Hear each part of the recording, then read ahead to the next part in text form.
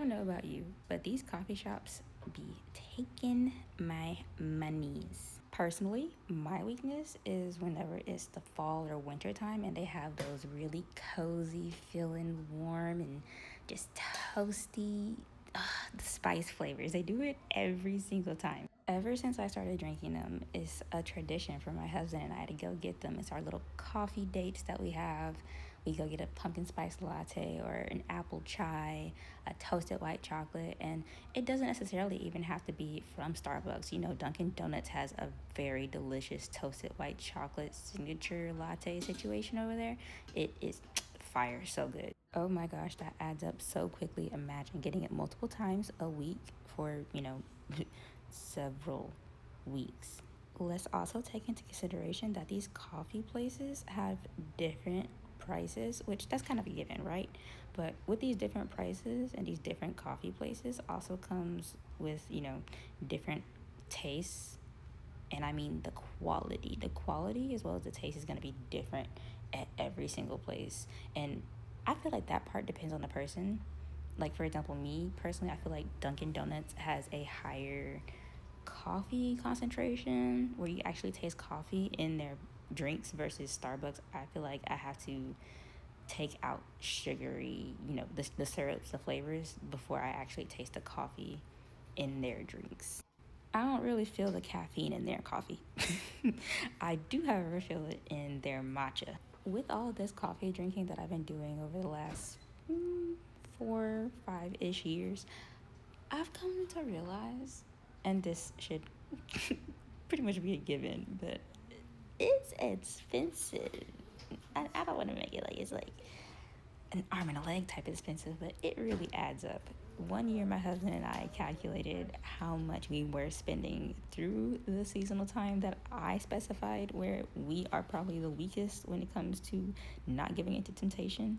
I don't even want to tell y'all how much we spent because I can't even believe we did that. And if you ask my husband, he will unashamedly admit that he is the one who goes out and buys it more because, for the most part, I do like to make coffee at home. I love to experiment with flavors and try to make my own creamers and things like that. But my husband really likes the taste of espresso, and we don't have an espresso maker yet. We do plan on getting one, but I don't know what we're doing. I don't know why we haven't got it yet, to be honest. I know people often hear espresso maker or espresso machine and think of one of those. Is it a Breville? I'm really, don't quote me on the pronunciation, girl. I just know it starts with a B. It's one of those or the Smeg. And have you seen how much those cost? Yeah, my husband wanted one of those and he wanted to wait to get one of those. And I kept telling him we should just get one of the Mr. Coffee espresso machines. They're about 50 to, somewhere between 40 and $50, maybe a little bit, a couple of dollars more. And I've read several really good reviews on it where people were saying that they've had it for several years. It works really great. It tastes great, at least, what they make out of it. And it's not super complicated like the other ones are with all the bits and bobs and dials and things. It's so simple. Like, if you could look it up just so you can see what I'm talking about, I'm not telling you to buy it, okay? I'm just telling you to look at it so you can see what it looks like compared to the other ones because it doesn't seem as intimidating to start delving into. Even without an espresso maker, I can enjoy some coffee at home. Okay, I'm not too good to have my coffee at home. I actually prefer my own coffee at home because I can make it the way that I like. I know what's in it, and I can, like heavy on to make it the way I like because every time I order the same thing somewhere, mostly from Starbucks. I don't come for me if you work at Starbucks. Okay, I'm just the messenger. But when I get the same thing, obviously it's different people making it every single time and everybody makes everything differently, so I'm just gonna make it myself at home so I can only be disappointed in myself for messing up like that. With making my coffee at home comes the endless possibilities of playing around with flavors and really just going to town experimenting. I wanted to make some simple syrup. A caramel flavor for starters is probably the most basic when you're starting out from what I've read, but I'm gonna be 1,000% honest with you. That's how quickly it turns caramel, and that's how quickly you can burn it. Okay, my toddler would not let me put him down, so I ended up burning it. while I was trying to get the water ready to add to it after getting it to the syrupy consistency. But totally fine. You can start it over, and it's literally just sugar and water. It takes nothing to put together except, time and energy, patience. I was just looking up what I could do with my burnt caramel situation going on here, and I saw some people say that it's good with ice cream or coffee. I'm not sure if I want to try it with coffee, but since I have my ice cream right here, I kind of want to try a bite and see if it'll be good. Oh, it's so dark. It looks so bright. I don't know if you can see this.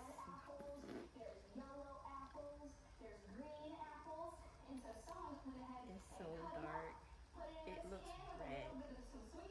Like, I feel like I could dip an apple in this stuff. That's crazy. It smells burnt. Kinda. I don't know. Let's see. Can you say open, open, open? I'm just trying to think. I don't know if it's gonna be good. It already candied up on the spoon. Oh my gosh. Let's see. It's gonna make kind of a loud sound. Are we ready? It's gonna make a pop. Are you ready? That's really hot. I don't think that was very smart about this decision. I was just trying to be adventurous. Just a little bit? Yeah. That's awful. That's so burnt. Not that scary. That's so. So next, we're gonna get our cinnamon rolls. I'm gonna pour it out whenever it cools off. Oh my gosh. Watching this back is so hilarious because I was so irritated in that moment. I was so ready to, just accomplish something, and I failed. I failed miserably. The whole house was smelling questionable, and I just wanted to try to salvage it, but I could not. I even forgot about it while I was tending to my son, and it cooled off for way too long and hardened up in the cup, and I had to go to TikTok for some answers because I was a little confused with what to do.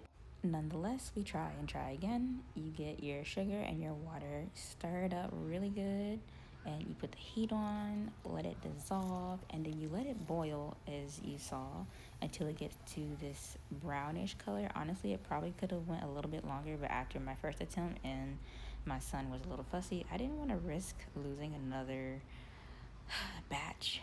So I just went with this, and it still tasted pretty darn good. Actually, really, really good. I was surprised at how it was caramel. I mean, I know it's caramel, but I didn't know it was this simple to make. I mean, haha, simple syrup, but like, wow, it really is that simple. And my husband would drink it if he would make coffee at home, but since he's too good for coffee at home without espresso, I made this to my liking, and I added sea salt to it because I love some sea salt caramel over like regular caramel. I don't know what it is about the salt, but it does everything. I had a few folks have something to say about me using a whole stick of butter on my short when I was making some brownies. Now, look, I will say, yes, it seems like a lot of butter, but the more you are in the kitchen and you're baking and stuff like that, it really doesn't feel like that much because you don't realize how much butter goes into stuff, and butter plays a part in your recipe actually coming together. So here I am with another whole stick of butter and some brown sugar and some Fairlife milk. I have used regular milk, oat milk, I think even almond milk at one point to make this caramel sauce for my beverages. I even put it on ice cream. You can do whatever you want with it. Once my syrup was cool for the most part, I put it in this little, squirty nozzle bottle, whatever you want to call it, just to, make it a little more fun. I didn't have to do that. I just chose to. And with the sauce, it solidified a little bit while it was cooling off, which I kind of expected. So I went ahead and added a little bit more milk to it, and it probably was the best thing for me because it made it the perfect consistency for me to squirt it out of the bottle. I would have made my own creamer, and I really wanted to, but unfortunately we didn't have any heavy cream on us at the time. My husband actually just asked me what I wanted from the store, so I'm gonna send it to him and I'm gonna make some now. But if you want to see me make some, I mean, it's a really old video and it's not the best, but I did make some while I was pregnant. I think it's called Heavy Cream Things. In that video, I made a caramel creamer, and in a vlog for my birthday, I made a pumpkin spice creamer. If you'd like the recipes for this simple syrup, this sauce, as well as for a creamer, I will link some in the description box so that you can have measurements and actual instructions, excuse me, to follow. And if you're a newbie, you don't know what you're doing in the kitchen, you don't really have any experience, I highly encourage you to just try if you're interested, because all it takes is interest and effort, and you can and will learn and progress. I say this as someone who had little to no experience and had to teach herself everything that she does now. So don't sell yourself short. And am I going to occasionally enjoy a pistachio coffee from Dunkin' Donuts? Absolutely. But this is another great alternative that I love just as much, if not more.